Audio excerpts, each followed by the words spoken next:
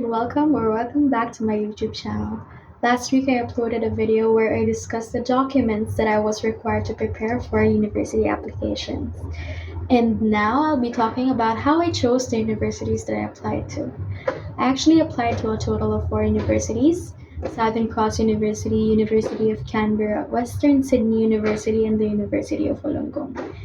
And yeah, I'm currently a first year nursing student at the University of Wollongong. I'm studying the Bachelor of Nursing degree program, and I think it's going well, I guess.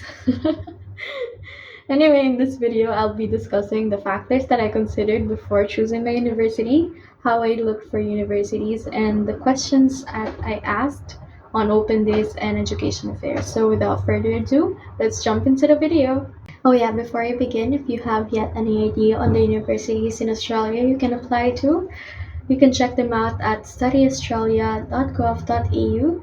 I will insert the link in the description box below. You can find a list of Australian universities with links to their official sites there.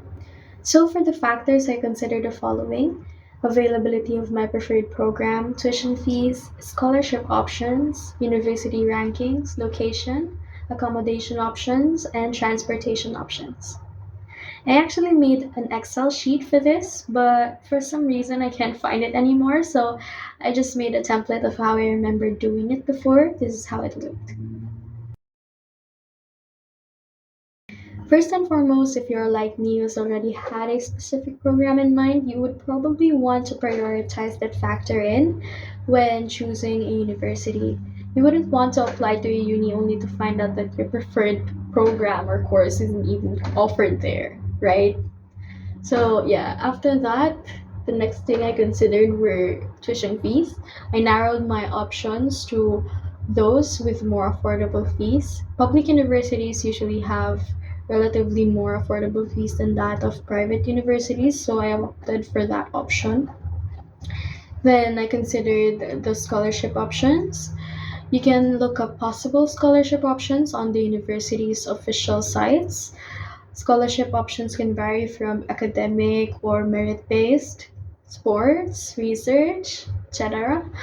Also, I didn't have to apply separately for the scholarships when I applied for most of the universities. They just applied it onto my offer of admission. So when I received my letter of admission, I just saw it there, like their scholarship. But yeah, I didn't like apply for it separately, which is kind of nice.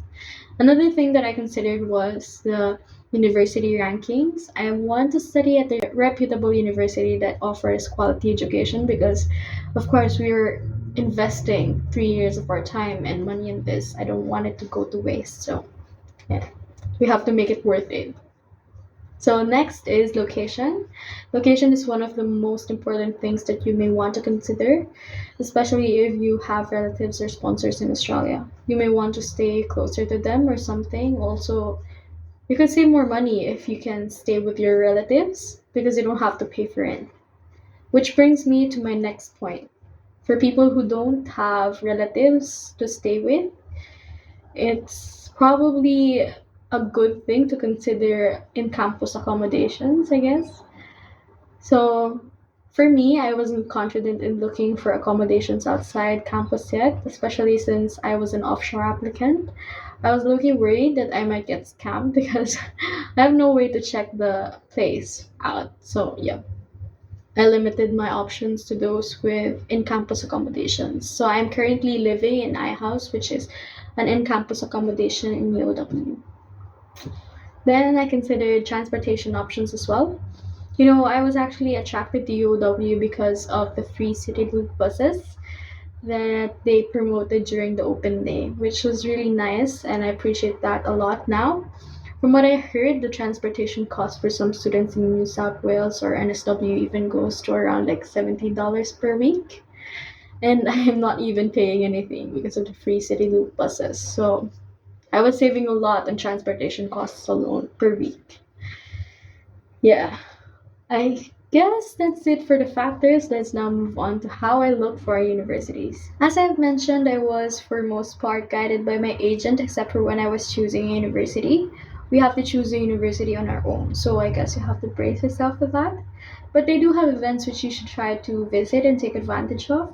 Open days and educational fairs, for example, are good places to get to know universities. Back in August 2023, I guess, I went to the WSU Open Day and the SCU Open Day, and I also went to the Global Education Fair.